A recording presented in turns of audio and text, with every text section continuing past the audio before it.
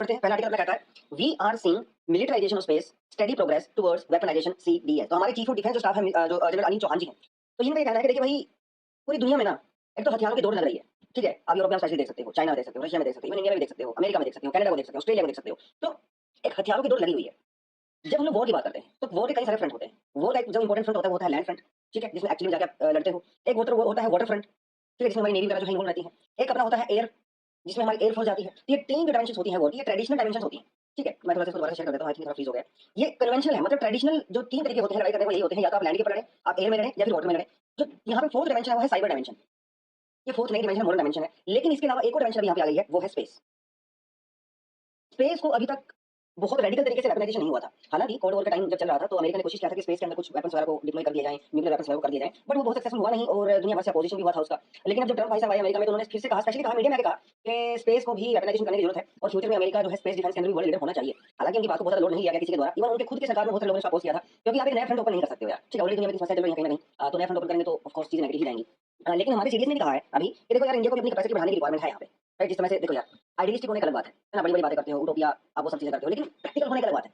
तो आप ऑप्टिमिस्टिक होइए, कोई दिक्कत नहीं है, लेकिन रियलिस्टिक होना भी जरूरी है। और रियल जो सिनेरियो है वो यही है कि चाइना स्पेस के अंदर अपनी कैपेसिटी बढ़ा रहा है।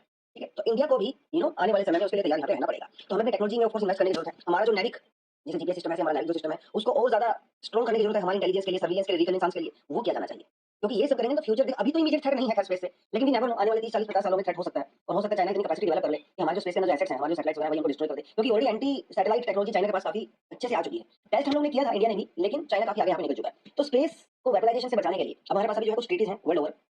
जो सबसे इंपोर्टेंट ट्रीटी मानी जाती है वो यही है, आउटर स्पेस ट्रीटी ऑफ 1967, जो कि कंट्रीज को प्रोहिबिट करता है कि आप स्पेस के अंदर कोई भी न्यूक्लियर वेपन को डिप्लॉय नहीं करोगे, या फिर कोई ऐसा वेपन डिप्लॉय नहीं करोगे जो मास डिस्ट्रक्शन वाला होता है। यानी कि एंटी कॉन्टिनेंटल बैलिस्टिक मिसाइल जैसे रहती है, हमारी हाइपरसोनिक मिसाइल्स रहती हैं, या फिर जो बायोलॉजिकल वेपन्स होते हैं, आप वो सब नहीं करोगे। अपार्ट फ्रॉम दैट, मून, चांद के ऊपर भी किसी तरह के वेपन्स को डिप्लॉय नहीं किया जाएगा, ये ट्रीटी कहती है। लेकिन ये ट्रीटी ऐसे बाइंडिंग नहीं है, तो इसका आराम से वायलेशन हो सकता है, हो गया है। इंडिया इज पार्टी टू, तो India is also party to the outer space treaty, तो इंडिया भी इसका पार्ट है, आपको पता होना चाहिए। अपार्ट फ्रॉम दैट उसके अलावा छोटी-छोटी कुछ ट्रीटीज और भी हैं। Rescue agreement of 1968, space liability convention of 1972, registration convention 1976 and moon treaty 1979। Apart from that United Nation committee on the peaceful use of outer space, COPUOS जिसको बोलते हैं, COPUOS, oversees this treaty and other question of the space treaty, none of this however prohibits anti satellite mission of the various. तो ये जितनी भी treaty है ना, ये एंटी सैटेलाइट टेक्नोलॉजी को प्रोहिबिट नहीं करती है। और इसीलिए अमेरिका ने तो सारी टेक्नोलॉजी बहुत पहले ही डेवलप कर ली थी, अमेरिका और रशिया ने तो। चाइना ने भी रिसेंटली कई सारे एंटी सैटेलाइट मिसाइल्स पर टेस्ट किया था। इंडिया ने भी 2019 में पहली बार एंटी सैटेलाइट टेस्ट किया था, विच वाज सक्सेसफुल आल्सो। तो इस समय चाइना, रशिया, यूनाइटेड स्टेट्स और इंडिया, 4 कंट्रीज के पास एंटी सैटेलाइट टेक्नोलॉजी आ गई है। हालांकि हमारी अभी टेस्टिंग चल रही है, बट कुछ ना कुछ तो कम से कम हमने शुरुआत यहाँ पे किया है। राइट, वो सब चीजें हैं। 2019 में ही जब इंडिया ने टेस्ट किया था तो उसके बाद में हम लोगों ने 2 नई जो है एजेंसीज बनाई थी, डिफेंस स्पेस रिसर्च ऑर्गेनाइजेशन डीएसआरओ और डिफेंस स्पेस एजेंसी डीएसए। डीएसआरओ का मेन फंक्शन होता है रिसर्च करना, और जो डिफेंस स्पेस एजेंसी है इसका मेन मकसद होता है डिफेंस एंड कॉम्बैट, कमांड जैसे यूनाइटेड स्टेट्स के अंदर काम करती है उसके जैसा काम करना, मतलब स्पेस में डिफेंस वगैरह के रिगार्डिंग बेसिकली रहता है। राइट, ये चीजें हैं। अपार्ट फ्रॉम दैट इंडिया 2019 में स्पेस वॉरफेयर एक्सरसाइज भी की थी, जिसमें हमारी बहुत सारी इंटेलिजेंस एजेंसी थी वो आई थी, और हमने चेक किया हमारा कम्युनिकेशन कैसा है, इंटेलिजेंस गैदरिंग कैसी है, रिकॉग्निशंस सैटेलाइट है वो कैसे अच्छे से काम कर रहे हैं कि नहीं कर रहे हैं। तो बेसिकली कुछ शुरुआत इंडिया ने भी यहाँ पे की तो है, बट जैसे हमारे सीडीएस कहना है कि India needs to do more in this regard. Unfazed India to hold G20 event, कितना अच्छा वर्ड है अनफेज्ड। अनफेज्ड का मतलब होता है कि भैया जब आपके ऊपर बाहर से बहुत सारे प्रेशर पड़ रहे हो लेकिन you are not disturbed, you are stable. ठीक, उसका मतलब होता है unfazed India to hold G20 event in ले। तो ले के अंदर हम लोग ये करने वाले हैं, और ले इंपॉर्टेंट क्यों है, बिकॉज ऑफ द चाइना। तो चाइना के प्रेशर करने के बावजूद भी वहाँ पे जो चीजें हुई पिछले साल, और पिछले से पिछले साल भी हुई हैं, वो सब चीजें वहाँ पे होने के बावजूद भी इंडिया ले के अंदर G20 का इवेंट करने वाला है। तो चाइना की वार्निंग को इग्नोर करते हुए इंडिया कह रहा है कि भैया देखो ये मेरा इंटीग्रल पार्ट है, मेरी अपनी टेरिटरी है। ठीक है, आप इसको डिस्प्यूटेड मानते हो डजंट मैटर, बट ये मेरा अभिन्न अंग है, तो मैं तो यहाँ पे कुछ भी कर सकता हूँ। ठीक है, तो जो यूथ 20 की जो ऑफिशियल मीटिंग है बेसिकली यहाँ पे होने वाली है। और G20 का एक यंग, एक यूथ एक ग्रुप भी होता है जिसे हम लोग Y20 कहते हैं, Y20 यूथ 20। ठीक है, जिसके अंदर जो यंग लोग पार्टिसिपेट करते हैं, दे exchange their ideas, argue, debate, discussion, negotiate. ठीक है, वो सारी चीजें यहाँ पे होती हैं। बेसिकली फ्यूचर जनरेशन को तैयार करने का तरीका होता है। G20 के बारे में बहुत अच्छे से पता है, ये मैंने अपनी जो इंडिया की वेबसाइट है G20 उसी से मैंने स्क्रीनशॉट लेकर यहाँ पे डाल दिया है। इसका है one earth one family one future वसुधैव कुटुंबकम, ये है भैया इसका लोगो, आपको पता होना चाहिए। In the dark on syllabus for competitive exam in 2024। देखिए यहाँ पे यूपीएससी का ज्यादा मेंशन किया नहीं है और वो ठीक ही है, लेकिन अगर आप जेई के एग्जाम की बात करें, जॉइंट एंट्रेंस एग्जामिनेशन होता है जेई वाला, या फिर आप नीट के एग्जाम की बात करें, या फिर आप क्लैट के एग्जाम की बात करें, या फिर जो कॉमन यूनिवर्सिटी एंट्रेंस टेस्ट होता है आजकल तो करने लग गए। ठीक है, इन एग्जामिनेशंस के अंदर जो कॉम्पिटिटिव एग्जाम होते हैं ये वाले, यहाँ पे एनसीईआरटी को एक बहुत बढ़िया सोर्स ऑफ नॉलेज और इन्फॉर्मेशन माना जाता है। इवन यूपीएससी ने मेंशन नहीं किया, लेकिन आप यूपीएससी भी मेंशन कर सकते हो। आप सबको पता है एनसीईआरटी हमारे लिए कितनी इंपॉर्टेंट होती है ना। एनसीईआरटी सिर्फ कंटेंट नहीं देती है हमें, एनसीईआरटी से बहुत बार डायरेक्ट यूपीएससी क्वेश्चंस पूछता भी है। और इसी तरह से जो जेई हो गया, नीट और ये सब एग्जाम होते हैं, यहाँ पे भी एनसीईआरटी से डायरेक्ट क्वेश्चंस आते हैं। इवन यहाँ का तो ये जो कॉम्पिटिटिव एग्जाम्स के बोर्ड होते हैं वो तो एक्सक्लूसिवली एनसीईआरटी को प्रेफर करते हैं कंटेंट के लिए, क्योंकि ये एग्जाम स्कूल के बाद होते हैं और स्कूल में बच्चे एनसीईआरटी पढ़ते हैं, तो इसलिए एनसीईआरटी बहुत ऑथेंटिक सोर्स होता है इन एग्जाम्स के लिए। अब बात यह है कि सिलेबस सरकार ने चेंज कर दिया, जिसमें से बहुत सारे चैप्टर्स वगैरह को डिलीट कर दिया, कुछ चैप्टर्स को मॉडिफाई कर दिया। अब ये पेरेंट्स समझ नहीं पा रहे हैं कि जो न्यू एनसीईआरटी आई है सिलेबस चेंज होने के बाद, क्या वो कंटेंट एग्जाम में पूछा जाएगा कॉम्पिटिटिव एग्जाम में, या फिर पहले से जो पूछा जा रहा था वो पूछा जाएगा। अब सोच के देखिए, गरीब बच्चा है, वो अपनी तैयारी करता है, मार्केट से नोट्स लेके आता है और एनसीईआरटी के ऊपर भरोसा करता है, रिलाय करता है कि मुझे यहाँ से कंटेंट आ जाएगा, मैं एग्जाम में जाके तैयारी कर लूंगा। लेकिन अभी एनसीईआरटी की वैल्यू कम हो गई क्योंकि सिलेबस आपने रिड्यूस कर दिया, कॉम्पिटिटिव एग्जाम में तो क्वेश्चन अभी भी पहले वाले पैटर्न से आएंगे। तो बच्चा मजबूर हो जाएगा कोचिंग करने के लिए। जिसके पास पैसा है वो तो ले सकता है कोचिंग, लेकिन जो बच्चा बेचारा एनसीईआरटी के ऊपर ही रिलाय कर रहा था इतने सालों से, उसके ऊपर तो फिर फालतू का फाइनेंशियल बर्डन आ गया ना कोचिंग वगैरह का। चलिए ये तो चीज़ एक अलग होगी जिसे हम लोग रिलेट कर सकते हैं। वन मोर थिंग, अभी जो बच्चे कोचिंग कर रहे हैं, वो सारे बच्चे कोटा से कोचिंग करते हैं, दिल्ली से कोचिंग करते हैं, लोकल सिटी से कोचिंग करते हैं। वो बच्चे क्या करते हैं, कोचिंग सेंटर में पढ़ रहे होते हैं, है ना, लेकिन किसी स्कूल में डमी एडमिशन ले लेते हैं। तो उनका कॉन्ट्रैक्ट होता है कोचिंग इंस्टीट्यूट का डमी इंस्टीट्यूट के साथ। तो जब उनको प्रैक्टिकल वगैरह देना होता है, पेपर देने होते हैं, वो जाके दे लेते हैं, अदरवाइज कोचिंग में कोचिंग करते हैं। अब प्रॉब्लम ये है, जो स्कूल्स हैं, स्कूल्स ये कह रहे हैं कि भैया हम तो सिर्फ एनसीईआरटी ही पढ़ाएंगे जो सरकार ने नई चेंज करके दी है, लेकिन कोचिंग इंस्टीट्यूट उससे ज्यादा पढ़ा रहे हैं। अब यहाँ पे वो बच्चा अगर कोचिंग कर रहा है तो उसको डिफरेंट कंटेंट पढ़ाया जाएगा, अगर वो बच्चा स्कूल का एग्जाम देता है तो उसको डिफरेंट कंटेंट पढ़ाया जाएगा। पहले बच्चे को बेनिफिट हो जाता था क्योंकि वो जो एनसीईआरटी है वो कोचिंग में भी कवर करते थे कॉम्पिटिटिव एग्जाम्स के लिए, और वही स्कूल में भी होता था। अब स्कूल में सिलेबस अलग हो गया, कोचिंग का सिलेबस अलग हो गया। तो जो बेसिकली गरीब बच्चा है यहाँ पे वो मारा जाएगा और फाइनेंशियल बर्डन रहेगा। इसलिए पेरेंट्स जो है वो सरकार से पूछ रहे हैं कि साहब आप इसमें भी अपना जो है स्टैंड प्लीज क्लियर कर दीजिए। कॉम्पिटिटिव एग्जाम और एनसीईआरटी के बीच में जो चीजें हो रही हैं, तो सरकार देखते हैं तो क्या जवाब देती है। बट यस, ये थोड़ा सा लीगल अच्छा कंसर्न है, बेसिकली बहुत जबरदस्त वाला है ना, और इसको जल्दी सोल्व किया भी जाना चाहिए। खैर, आईएमडी मतलब Indian meteorological department predicts normal monsoon as El Nino effect looms large this year. हालांकि नॉर्मल नहीं है ये। देखिए मतलब जो हमारा यूजली नॉर्मल होता है, अपना जो इंडिया का नॉर्मल एवरेज रेनफॉल है वो 87 सेंटीमीटर होता है पर ईयर। हालांकि इसके अंदर बहुत सारी रीजनल वेरिएशंस होती हैं, कहीं कहीं पे ये 250 प्लस भी होता है, कहीं कहीं पे 25 सेंटीमीटर से भी कम होता है। बट ओवर एन एवरेज आप ये मान सकते हो जून जुलाई अगस्त सितंबर इन 4 महीनों में 87% centimetre is the average rainfall that India receives. अगर इसे 4% कम हो जाता है तो उसको भी आईएमडी नॉर्मल ही मानता है। तो आईएमडी ने ये कहा कि भैया इस बार क्योंकि एलिनो हो गया है, उसकी वजह से इंडिया में रेनफॉल थोड़ा सा कम हो सकता है। थोड़ा कम होगा, बहुत ज्यादा नहीं होगा। स्पेशली अगस्त और सितंबर के महीने में नॉर्थ वेस्ट इंडिया में, खासकर दिल्ली, हरियाणा, पंजाब, वेस्टर्न उत्तर प्रदेश, यहाँ पे रेनफॉल जो है थोड़ा सा ज्यादा कम आपको देखने को मिलेगा। तो अगर आप इस एरिया से बिलोंग करते हैं तो तैयार रहें, इस बार मानसून अगस्त सितंबर के महीने में थोड़ा सा कम होने वाला है। तो ये एक्चुअली मतलब पर्सनली आपको बताऊं कि ये आर्टिकल ऐसा आर्टिकल आया है आज जिसमें हर लाइन इंपॉर्टेंट है। मतलब मजबूरी में मुझे मैं लाइन काट ही नहीं पाया, सारी लाइन मुझे यहाँ पे कॉपी पेस्ट करनी पड़ी, बट आप अच्छे से समझ जाओगे। देखिए क्या होता है, पहले तो अभी थोड़ा ही बताता चलूँ, ये पुराना आर्टिकल था। आईएमडी के बारे में तो खैर पढ़ ही लोगे, ये तो पुराना कंटेंट है, ठीक है। ये कुछ ये लास्ट ईयर का है, मुझे स्लाइड कहीं से मिल गई थी तो मैंने आपके लिए डाल दी है। लेकिन ये वाले कंटेंट के लिए डाली है स्पेशली, आप ये पढ़ सकते हो, ठीक है। तो ये तो आप छोड़ दो फिलहाल के लिए, लास्ट ईयर वाला है। ये आप पढ़ सकते हो इधर से, ठीक है। तो आईएमडी जो है लॉन्ग पीरियड एवरेज का यूज करता है, ये फोरकास्ट करने के लिए मानसून कम रहेगा ज्यादा रहेगा वो सारी चीजें। लॉन्ग टर्म का मतलब आप यहाँ पे 50 ईयर्स मान सकते हो, ठीक है। Long period average is the average rainfall recorded during the month from June to September, which is calculated during the 50-year period. तो 50 साल की एवरेज निकाली जाती है, उसके बेसिस पे सब कुछ होता है। तो यहाँ पे अलग अलग कैटेगरी जो है बनाई गई है। नॉर्मल और नियर नॉर्मल रेनफॉल क्या होता है, ये होता है अगर जो अपनी लॉन्ग पीरियड जो एवरेज होती है उससे 10% प्लस या माइनस हो जाता है, यानी कि rainfall between 96 to 104% of LPA, मतलब यहाँ पे 87 सेंटीमीटर आप कह सकते हो, इसे हम लोग नॉर्मल रेनफॉल मानते हैं। लेकिन अगर ये 1.4 या 110% होती है नॉर्मल से, मतलब 87 से, तो इसे हम लोग अबव नॉर्मल मानते हैं। अगर ये 90% से कम होती है तो इसे डेफिशिएट मानते हैं, और अगर 110% से ज्यादा होती है तो इसे एक्सेस माना जाता है। तो ये कुछ कैटेगराइजेशन होती है रेनफॉल की। इस साल कितना आया है, ये वाला फर्स्ट वाला नॉर्मल एंड नियर नॉर्मल, मतलब रेनफॉल इस बार इंडिया में थोड़ा सा कम होगा, 96 होगा, और आपको यहाँ पे देख ही सकते हो 96 हम लोगों ने नॉर्मल वाली कैटेगरी में रखा हुआ है। तो इसका सबसे प्राइमरी रीजन जो माना जा रहा है वो है एल नीनो। तो देखिए ये कंटेंट तो ऑलरेडी आपको डिस्कस मैंने कर ही दिया है, 96% होगा इस बार लॉन्ग पीरियड एवरेज का, विच इज नॉर्मल, ठीक है। एल नीनो होगा इस बार। अब देखिए एल नीनो के बारे में कई अच्छी अच्छी चीजें यहाँ पे बोली हुई हैं, अच्छी वाली बढ़िया, जिसको आप अपने ज्योग्राफी के बेसिक कंटेंट में भी जो है डाल सकते हो। क्या कहता है, 1951 से लेकर 2022 के बीच में अब तक 15 बार एल नीनो हो चुका है, ठीक है। नॉर्मल एल नीनो जिसमें टेम्परेचर जो है 0.5 डिग्री सेंटीग्रेड जो है इंक्रीज हुआ था, और जब टेम्परेचर इतना इंक्रीज होता है तो मानसून थोड़ा सा वीक होता है। इसका ये कहना है, इस आर्टिकल का ये कहना है कि जब जब एल नीनो होता है तो 60% केसेस में मानसून वीक होता है। हर बार नहीं होता है, 60% केसेस में होता है, ठीक है। 40% केस में नॉर्मल रहता है, कभी कभी किसी किसी केस में अबव नॉर्मल भी हो सकता है, because apart from El Nino there are other factors also जो इंपैक्ट करते हैं हमारे मानसून को। ये चीज हो गई। तो देखिए ने लिखा भी हुआ है यहाँ पे कहीं ना कहीं, 9 ऑफ दीज ईयर्स, मतलब इन 15 सालों में से 9 साल ऐसे रहे हैं जिसमें मानसून बिलो नॉर्मल रहा है, बाकी वो नॉर्मल रहा है। 2015 में स्ट्रॉन्ग एलिनो हुआ था, स्ट्रॉन्ग वाला एलिनो हुआ था, जिसमें इंडिया का जो मानसून है वो 14% तक कम हो गया था। 2018 में मानसून एलिनो आया था, उतना स्ट्रॉन्ग नहीं था, लेकिन फिर भी हमारा जो मानसून है वो 7.5 4% कम हो गया था। इस बार मानसून फिर से आ रहा है, और कितना स्ट्रॉन्ग आएगा वो तभी हमें नहीं पता, लेकिन आएगा जरूर। खासकर अगस्त और सितंबर के महीने में तो यहाँ पे बारिश कम होगी, स्पेशली नॉर्थ वेस्ट इंडिया के अंदर। तो इन्होंने यहाँ पे चीज़ बोली हुई है। और इन्होंने क्या यहाँ पे बोला है, जो बढ़िया-बढ़िया सी चीज़ें इन्होंने यहाँ पे बात की है। Since 2019 India has been under the influence of La Nina. पिछले 3 साल से इंडिया के मज़े आए हुए थे, क्योंकि मॉनसून जो है वो अबव नॉर्मल चल रहा था, क्योंकि यहाँ पे ला नीना फिनोमेना था। लेकिन इस बार भैया होगा एल नीनो, तो इस बार चीज़ें थोड़ी गड़बड़ हो सकती हैं, राइट? लेकिन क्या सारी चीज़ें इतनी गलत होंगी? ऐसा ज़रूरी नहीं है। एल नीनो के नेगेटिव इम्पैक्ट को कुछ चीज़ें काउंटर कर सकती हैं, और वो एल नीनो के नेगेटिव इम्पैक्ट को न्यूट्रल कर सकती हैं, जैसे इंडियन ओशन डाइपोल। इस बार हो सकता है इंडियन ओशन डाइपोल पॉजिटिव रहे, और जब इंडियन ओशन डाइपोल पॉजिटिव रहता है, तो एल नीनो का इम्पैक्ट कम हो जाता है। तो यहाँ पे 2 चीज़ें काम कर रही हैं। एक तरफ एल नीनो है, एक तरफ इंडियन ओशन डाइपोल है। एल नीनो मॉनसून को वीक करने की कोशिश करेगा, और पॉजिटिव इंडियन ओशन डाइपोल जो है मॉनसून को स्ट्रॉन्ग करने की कोशिश करेगा। तो दोनों का प्लस माइनस करके जो इम्पैक्ट आएगा वो बात की बात है। लेकिन यस, इस बार ऐसा हो सकता है। तो अपनी जनरल अंडरस्टैंडिंग के लिए हमें पता होना चाहिए इंडियन ओशन डाइपोल क्या होता है, पॉजिटिव और नेगेटिव क्या होता है। देखिए, डाई का मतलब है 2 और पोल का मतलब है पॉइंट्स। तो डाई मीन्स 2, तो dipole is basically 2 points in our Indian ocean. Indian ocean के ईस्ट साइड में और इंडियन ओशन के वेस्ट साइड में, मतलब अरेबियन सी और इधर जो बे ऑफ बंगाल वाला, वो इधर वाला जो पार्ट आता है, इन 2 पॉइंट के बीच में हम लोग टेम्परेचर मेजर करते हैं, इसलिए इसको डाइपोल बोलते हैं। प्रेशर मेजर नहीं करते हैं, ध्यान दो। प्रेशर वाला केस एनसो वाला होता है, एल नीनो सदर्न ऑसिलेशन, वहां पे प्रेशर मेजर किया जाता है, यहाँ पे टेम्परेचर मेजर किया जाता है। ठीक है, 2 पॉइंट के बीच में। अब पॉजिटिव क्या होता है, नेगेटिव क्या होता है?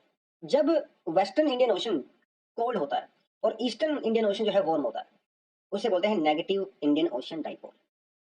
जब अरेबियन सी वाला हिस्सा गर्म होता है, वेस्टर्न वाला, और ईस्टर्न वाला ठंडा होता है, इसे बोलते हैं पॉजिटिव फेज, यानी कि पॉजिटिव इंडियन ओशन डाइपोल। इसे पॉजिटिव क्यों बोलते हैं? क्योंकि ये वाला इधर वाला पानी गर्म होता है, तो इससे ज्यादा इवेपोरेशन होती है। इवेपोरेशन होती है तो एयर के अंदर मॉइस्चर जो है ऐड होता है, और जब मानसून विंड चलती है इंडिया की तरफ, तो एक्स्ट्रा मॉइस्चर हमारी मानसून विंड के अंदर होता है, जिससे हमारे यहाँ पे एक्स्ट्रा रेनफॉल होता है। तो एक तरफ तो है अपना एलिनो, दूसरी तरफ है पॉजिटिव इंडियन ओशन डाइपोल, तो एक दूसरे के फैक्टर को नेगलेक्ट कर सकते हैं। एलिनो क्या होता है, आपको थोड़ा सा बता देता हूँ, ज्यादा डिटेल में नहीं जाऊंगा क्योंकि ज्योग्राफी का स्टैटिक पोर्शन होता है। ये फिनोमेना पैसिफिक ओशन के अंदर होता है। एक ऑस्ट्रेलियन साइड होती है, एक साउथ अमेरिकन साइड होती है। यूजली क्या होता है नॉर्मल सिनेरियो में, जो यहाँ वाला वाटर होता है साउथ अमेरिका वाला, ये कोल्ड होता है, यहाँ पे कोल्ड करंट चलता है, और यहाँ पे जो है वार्म करंट चलता है, तो ये वार्म वाटर होता है। ये नॉर्मल फिनोमेना होता है। एल नीनो ईयर में उल्टा हो जाता है।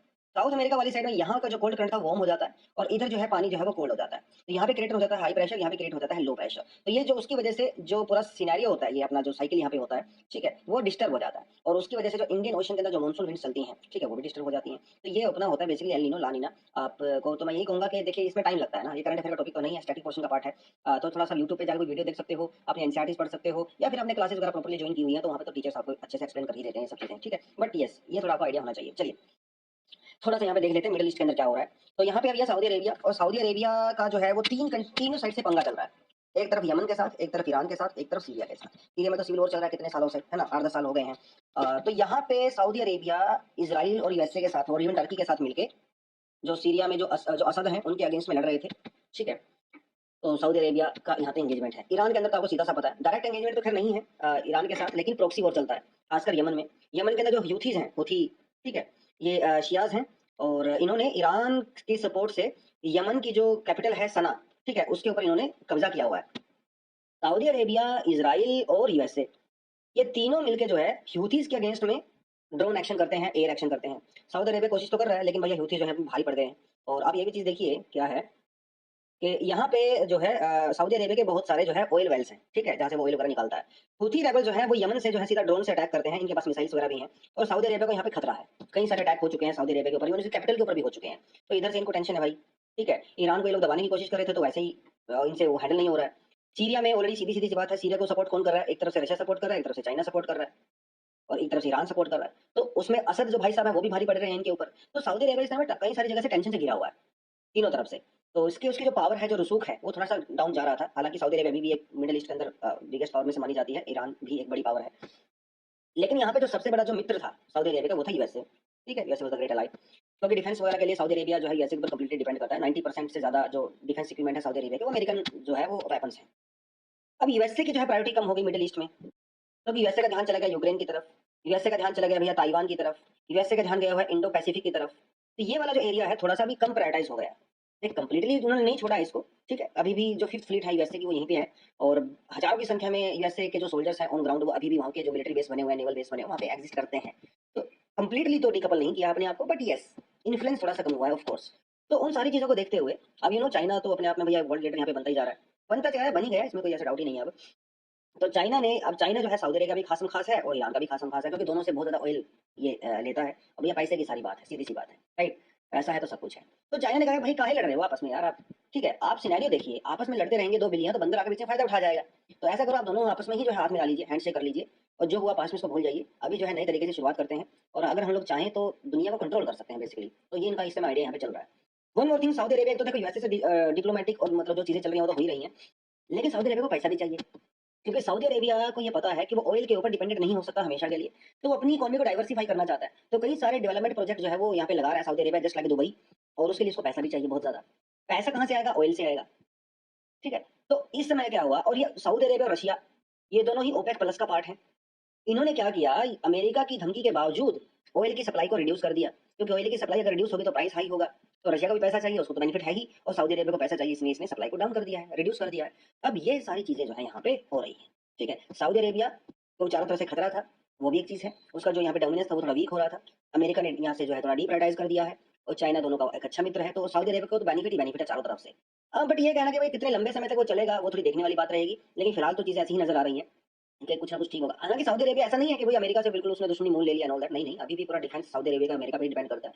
लेकिन ये है कि हाँ वो उतना प्रेशर में नहीं आ रहे हैं जितना पहले आ रहे थे, खासकर जब से सलमान जो है वहाँ पे आए हैं, उसके लीडर बने हैं, किंग बने हैं सऊदी अरेबिया के, तब से चीजें थोड़ी ऐसी हो रही हैं। क्योंकि बाइडेन के साथ उनकी बहुत अच्छी बनती नहीं है बेसिकली। ट्रम्प के साथ भी ठीक था, लेकिन बाइडेन के साथ नहीं है। लेकिन यहाँ पे इसराइल का भी बहुत बड़ा इशू है, इसराइल और सऊदी अरेबिया के ऑफकोर्स आपस में बनती नहीं है, लेकिन Israel is also the greatest ally of USA. और अभी इसराइल में फिर से इशूज चल रहे हैं वेस्ट बैंक वगैरह को लेके। लेबनान के ने कई सारी मिसाइलें इसराइल के ऊपर डाली, इसराइल ने कई लेबनान के ऊपर डाली, वेस्ट बैंक में इशू चल रहे हैं। इसराइल और ईरान का अलग से जो है यहाँ पे एक एंगल बनता है। तो इन सारी चीज़ों की भसड़ में बेसिकली क्या हो रहा है समझ में नहीं आ रहा क्या हो रहा है किसी को भी, कि भैया जो ऊँट है कौन सी करोड़ बैठेगा। तो सऊदी अरेबिया को तो किसी ने सोचा नहीं था सपने में भी सऊदी अरेबिया ईरान के साथ ऐसा कुछ करेगा। इतने इतने सालों की लड़ाई है, लेकिन उसने ऐसा कर दिया। अब वो कितना चलेगी एक अलग बात है, लेकिन आपस में हैंडशेक करना एक टेबल पे आना यार, एक वो भी बड़ी बात है ना। तो और इवन अब सऊदी अरेबिया के कुछ ऑफिशियल्स और ईरान के ऑफिशियल जो है इन हूथी रेबल से मिले थे अभी लास्ट वीक। उन्होंने कहा था भाई देखो अभी पीस थोड़ा मेंटेन करिए, क्योंकि जब हम लोगों ने हाथ मिला लिया है तो आप भी थोड़ा सा माहौल अच्छा करिए, एक सीज फायर वगैरह करिए। तो वो सारी चीजें हमें चल रही हैं भैया। तो क्या होगा क्या नहीं होगा वो एक अलग बात है। इंडिया का क्या यहाँ पे पर्सपेक्टिव बनता है, इंडिया तो देखो यार सऊदी अरेबिया का भी खास है, और इंडिया जो है ईरान का भी खास है। हालांकि ईरान से भी इतना ऑयल हम लोग नहीं लेते हैं, लेकिन ईरान के साथ हमारे हिस्टोरिकल रिलेशन है। अमेरिका के दबाव के बाद हम लोगों ने बेसिकली ईरान से ऑयल को कम किया था। लेकिन अगर इनके रिलेशन आपस में अच्छे होते हैं और अमेरिका का प्रेशर थोड़ा कम होता है तो डेफिनेटली हम लोग ईरान के साथ फिर से बहुत बढ़िया ट्रेड कर सकते हैं, और वहाँ पे पोर्ट्स वगैरह हम लोग बना रहे हैं। तो इंडिया का तो बेनिफिट ही है यार, ऐसे देखा जाए तो सबको बेनिफिट है अगर मिडिल ईस्ट में शांति कायम रहती है। इवन अमेरिका ने भी इस चीज़ को सपोर्ट किया है कि सऊदी अरेबिया ईरान साथ हमें आए हैं, तो it's a good thing, tension कम होगी दुनिया में। तो सारी चीज़ें मिल गई हैं, चलिए ठीक है। तो बेसिकली आर्टिकल मैंने ऐसे ही बता दिया आपको, जो चीज़ें मैंने आपको बताई हैं हर चीज़ यहाँ पे लिखी हुई है। अगर आप पढ़ना चाहो तो सेपरेटली पढ़ सकते हो, लेकिन जो कहानी मैंने आपको बताई बेसिकली हर लाइन वो यही है। इतनी बार मैंने इसको आर्टिकल को कर लिया मुझे वैसे ही याद हो गई है सब चीज़ें, तो बट आप पढ़ना चाहो तो पढ़ सकते हो। चलिए बच्चों आगे बढ़ते हैं। Punjab beware the ides of March, ये क्या कहता है देखिए।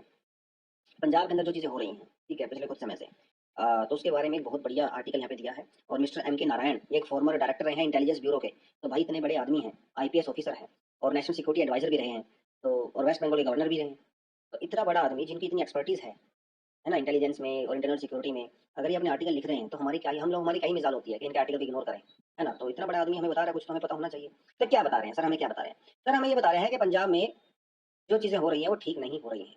जो चीजें हम लोगों को लगा था कि कुछ दशकों पहले हम लोगों ने पीछे छोड़ दी हैं, वो दोबारा से अपना सर उठा रही हैं। हम यहाँ पे बात कर रहे हैं खालिस्तान की, ठीक है। सिर्फ और सिर्फ पाकिस्तान पंजाब में ही नहीं, बल्कि जो सिख डायस्पोरा इंडिया से बाहर रहता है, कनाडा में, यूएसए में, ऑस्ट्रेलिया, यूके, वहां पे भी जो है पिछले कुछ समय से काफी टेंशन नजर आ रही है। और जिसका एक विजिबल जो रूप सामने आता है वो आता है अमृतपाल के फिनोमिना के रूप में, ठीक है। Emergence of Amritpal is new but why this phenomena, अभी ऐसा क्यों नजर आ रहा है और क्या हम लोग कर सकते हैं। पहली बात इन्होंने ये बताया कि देखिए जो ऑस्ट्रेलिया कनाडा वगैरह में, यूके और यूनाइटेड स्टेट्स के अंदर जो चीज़ें खराब हो रही हैं, इंडियन डिप्लोमेट्स जो इंडियन डिप्लो वहाँ पे हमारी एम्बेसीज वगैरह हैं उनके ऊपर अटैक्स हो रहे हैं। इवन वहाँ पे रेफरेंडम करवाए जा रहे हैं, हिंदू कम्युनिटीज़ के ऊपर अटैक हुए, यूके के अंदर कुछ टेम्पल्स वगैरह को डिस्ट्रॉय किया गया कुछ रेडिकल यूथ्स के द्वारा वहाँ पे। तो एक तो वो चीज़ें जो है खराब हो रही हैं, ठीक है। हालांकि वो फ्रिंज एलिमेंट्स हैं, ऑफकोर्स दो चार लोग ही होते हैं, अगर आप मतलब 1-2% लोग टाइप के ही, लेकिन प्रॉब्लम तो क्रिएट करते हैं ना यार वो लोग। तो एक तो इन्होंने ये कहा कि 70s और 80s वाला जो कंडीशन है वो तो इंडिया में खैर नहीं आएगी, वो तो एक बहुत डार्क era था उस समय में। लेकिन अभी जो कोर ग्रुप है प्रो खालिस्तानी, जैसे Sikh for justice, Babbar Khalsa, Khalistan liberation front end all that, इनके जो लिंक अगर अभी नजर आ रहे हैं वो एक मैटर ऑफ कंसर्न है। पंजाब में इनके डायरेक्ट लिंक्स नजर आ रहे हैं अभी, अमृतपाल वाला केस आप देख ही सकते हो, right. The real cause for the concern is that the current security dispensation does not appear to have learn the lesson from the past mistake. Past में हम लोगों ने मिस्टेक पता क्या किया था, जब चीजें हाथ से बहुत ज्यादा निकल गई थी, विंटर वाली की बात कर रहे हैं, बहुत ज़्यादा निकल गई थी। भैया वो गोल्डन टेम्पल में हथियार लेके बैठ गए थे। वहाँ पे जो है कम्युनल वायलेंस हो रहे थे पंजाब के अंदर। जब सिचुएशन हद से ज़्यादा निकल गई तब जाके सरकार ने ऑपरेशन किया, ऑपरेशन ब्लू स्टार, और तब तक वो चीज़ें खराब हो चुकी थी। अगर अब शुरुआत में ही सरकार उस चीज़ को भांप लेती और एक्शन ले लेती, भिंडर वाले को अरेस्ट करती है, जो भी होता, तो शायद चीज़ें उतनी खराब नहीं होती। ऑपरेशन ब्लू स्टार नहीं करना पड़ता और वो सारी चीज़ें, फिर बाद में हमारे प्राइम मिनिस्टर की भी डेथ हुई, डेथ क्या, उनको मार दिया, मर्डर हुआ उनका, वो सारी चीज़ें शायद यहाँ पे नहीं होती। तो इस बार पुलिस को प्रोएक्टिव स्टेप लेना चाहिए था, जो इस बार भी पुलिस से चूक हो गई है, वो सब यहाँ पे नहीं होना चाहिए था। Apart from that, most important is to avoid treating all this happening now in the foreign constituency. ये कहना सरकार को छोड़ना चाहिए कि अरे इसमें तो पाकिस्तान का हाथ है, आईएसआई का हाथ है। आप उनके ऊपर ब्लेम डाल के अपनी रिस्पॉन्सिबिलिटी से पल्ला नहीं झाड़ सकते भाई, सीधी सी बात है। आप खुद को भी यहाँ पे स्टेप आपको लेना पड़ेगा, ठीक है, क्योंकि रियल इशू आपके यहाँ पे हो सकता है, हर चीज आप उनको नहीं कह सकते। तो प्रायोरिटाइज इंटेलिजेंस एनालिसिस, इंटेलिजेंस का भी यहाँ पे फेलियर नजर आ रहा है साफ साफ। सर का ये कहना है कि देखिए भाई, एक तो इंटेलिजेंस ना आजकल, इंटेलिजेंस बड़ा मॉडर्न सा वर्ड हो गया, बड़ा फैंसी सा वर्ड हो गया। जिस तरह से आजकल जो फिल्मों में दिखाया जाता है ना, वो हे बेबी, हे बेबी नहीं, कौन सी मूवी बेबी, कौन सी थी, वो अक्षय कुमार वाली मूवीज आई थी, और ये वॉर मूवीज, पठान, इस टाइप की फिल्मों में जो इंटेलिजेंस ब्यूरोज के एजेंट्स को दिखाया जाता है, रो एजेंट्स को दिखाया जाता है, जिसमें उनके पास मॉडर्न गैजेट्स होते हैं और सैटेलाइट्स एंड ऑल दैट, दुनिया भर की फ्यूचरिस्टिक वेपन्स होते हैं। बोला ऐसा कुछ नहीं होता रियल में। रियल में आपके पास हार्ड कोर डेटा होता है, उस डेटा को आपको घंटों घंटों तक बैठ के एनालाइज करना पड़ता है, बहुत सारी सीसीटीवी फुटेजेस वगैरह देखनी पड़ती है। उस डेटा को एनालाइज करने के बाद आपको पॉलिसी मेकर्स को बताना होता है कि साहब ये सिचुएशन चल रही है, आप बताइए क्या एक्शन यहाँ पे लेना चाहिए।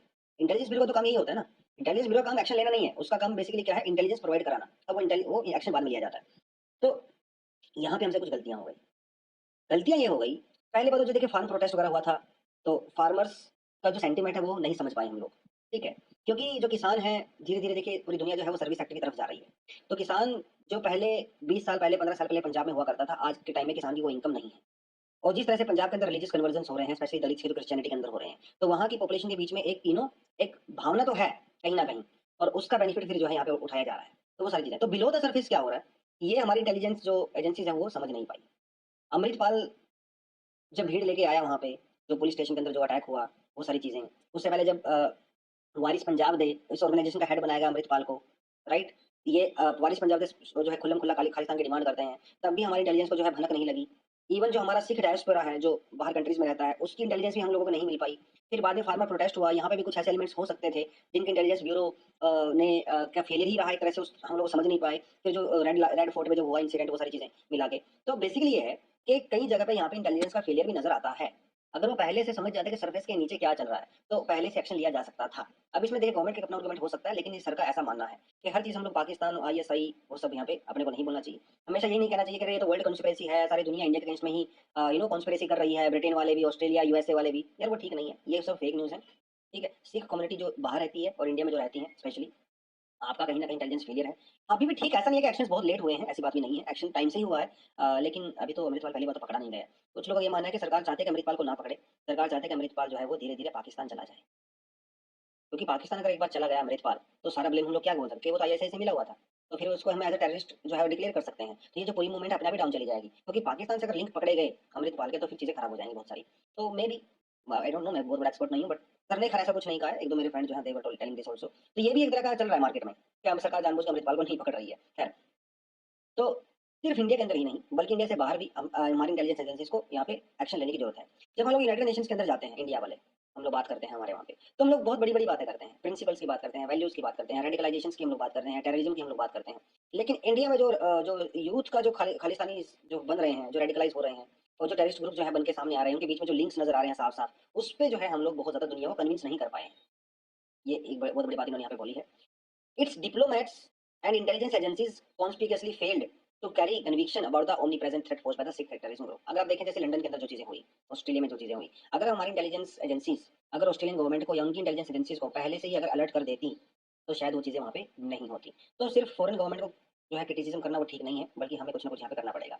India needs to effectively convince the rest of the world of the threat posed by the radicalised force such as KLF and इस मूवमेंट को सिर्फ ये कह के नहीं छोड़ना चाहिए, अरे ये तो छोटी सी मूवमेंट है, अपने आप ही चली जाएगी, नो दैट, नो नो भाई, छोटी मूवमेंट नजर आती है शुरू में, धीरे धीरे बहुत बड़ी हो जाती है। हो सकता है इसके मेंबर मार्केट में सिर्फ 10 20 50 ही हों, लेकिन भाई वो कई सारे लोगों को मार सकते हैं। तो उस तरह की सिचुएशन आ जाए, इसलिए हमें रेस्ट ऑफ द वर्ल्ड को कन्विंस करना पड़ेगा कि this is the real threat, real threat, Khalistan is a real threat, KLF is a real threat, ICJ is a real threat. वो सब अपने को करना पड़ेगा। तो India should not yield to the temptation और resorting to the hard measure without understanding the true cause. इन्होंने ये भी कहा कि हर बार जो है भाई आप हार्ड एक्शन नहीं ले सकते, वो ठीक नहीं है, जैसे ब्राजील में लिया जाता है, ठीक है, जैसे सीरिया में लिया गया, आप वो सब नहीं कर सकते। एक बार आपको ग्राउंड के ऊपर जो रियलिटी है वो भी आपको समझनी पड़ेगी, ठीक है।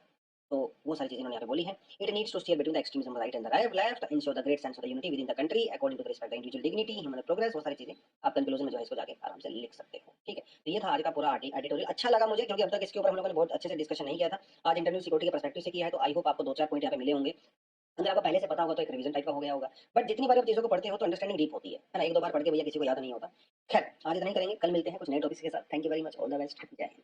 नेशनल मॉनेटरी फंड जो है वो अपना जो वर्ल्ड इकोनॉमिक आउटलुक है उसमें लगातार अपडेशन करती रहती है कि दुनिया की या भारत की इकोनॉमी किस तरीके से रिएक्ट कर रही है, किस तरीके से आगे बढ़ेगी और किस तरह के प्रोजेक्शंस है। तो यहाँ पर ये बताया गया कि इस साल भारत की जो फिस्कल है या हमारा जो एक तरीके से ग्रोथ रेट है वो 5.9% के आसपास हो सकती है करंट फिस्कल ईयर में। फिस्कल ईयर राजकोषीय ईयर का मतलब होता है 1 अप्रैल से 31 मार्च नेक्स्ट ईयर तक। इसमें ये बताया गया कि 0.2% उसमें कमी देखने को मिली। जनवरी में जो फोरकास्ट हुआ था 6.3% की इकोनॉमिक ग्रोथ जो है वो एस्टिमेट करी गई थी और ये अगले साल के कंपेयर में 0.5% जो है वो कम है, राइट। तो इंटरनेशनल मॉनेटरी सुप्रीम कोर्ट के कॉन्टेक्स्ट में भी वो है प्रिवेंटिव डिटेंशन के बारे में। प्रिवेंटिव डिटेंशन को साधारण शब्दों में हम कह सकते हैं किसी को नजरबंद करना।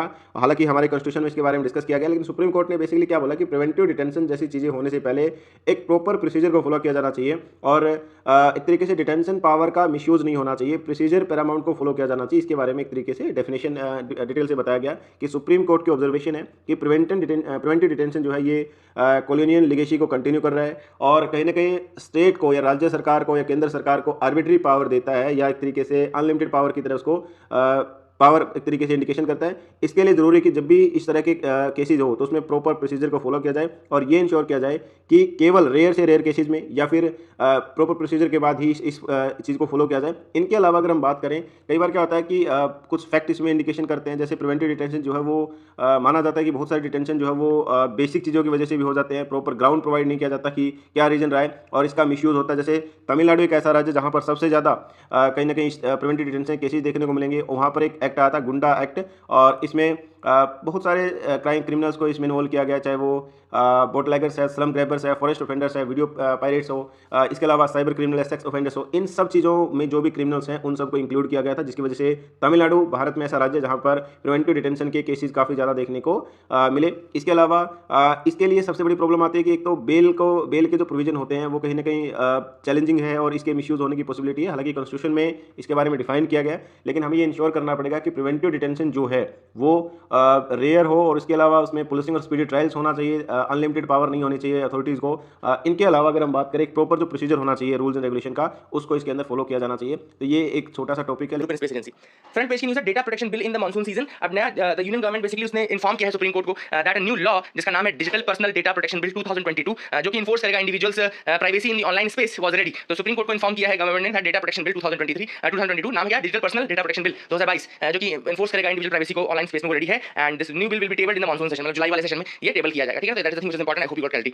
अब जो नया बिल है if passed by the parliament, ये नया बिल पास हो जाता है, अभी पूरे डिटेल्स नहीं है, जब टेबल ही नहीं होगा डिटेल्स कहां से आएंगे। तो जो नया बिल है अगर पास हो जाता है पार्लियामेंट के द्वारा तो ये रिप्लेस करेगा अभी प्रेजेंटली जो चल रहा है इनका information technology reasonable security practices and procedures and sensitive personal data और इन्फॉर्मेशन रूल्स 2011 के। ठीक है ना, information technology reasonable security practices and procedures and sensitive personal data और इन्फॉर्मेशन रूल्स 2011। ठीक है, इसको रिप्लेस कर देगा। एंड एक और चीज आपको पता होगी कि सुप्रीम कोर्ट ने रिकॉग्नाइज किया है प्राइवेसी को as a fundamental right in 2017। KS Puttaswamy case आप सब जानते होंगे एंड उसी में उन्होंने कहा था कि there is a need to protect online personal data from the prying eyes, है ना। तो अब ये डेटा प्रोटेक्शन जो बिल है वो सारी चीजों को देखेगा। The bill will replace existing information technology rules and the bill aims at balancing the right of individuals to protect their personal data and the need to process it for the lawful purposes. तो balance बनाने की कोशिश करेगा bill, किस चीज ने, तो individual privacy को और दूसरा कई बार उनके डेटा का यूज भी किया जाएगा फॉर लॉफुल पर्पसेस उसके बीच। तो definition of data fiduciary, data principal and data processor are outline within the bill to provide clarity. Bill में ही डेटा फिड्यूशियरी की डेफिनेशन, डेटा प्रिंसिपल की डेफिनेशन, डेटा फिड्यूशियरी कौन होता है, जैसे कि जो कंपनीज है, ट्विटर हो गया, ये सब हो गया। डेटा प्रिंसिपल कौन है, हम लोग हैं, मैं और आप हो गए, जो डेटा बना जिनका डेटा आ रहा है ना। तो all this things are there in the bill और जब बिल आएगा तो और ज्यादा क्लियर क्लैरिटी के साथ समझ में आएगा।